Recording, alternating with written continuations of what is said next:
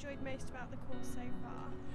Just learning about the different types of equipment that you can use. Lighting, we've used quite a lot of lighting, and then we did some editing yesterday. Just knowing the few bits and pieces that you use at Adobe Premiere.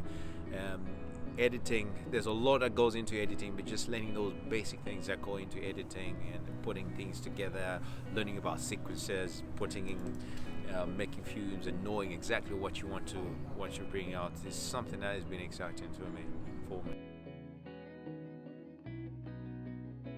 For me, one of the biggest takeaways from this course so far, obviously we are only 3 days in at this point, but for me is kind of learning how to edit on Premiere Pro. So I attended another course back in October, which was the 2-day SSVC course on iPhone filming and editing.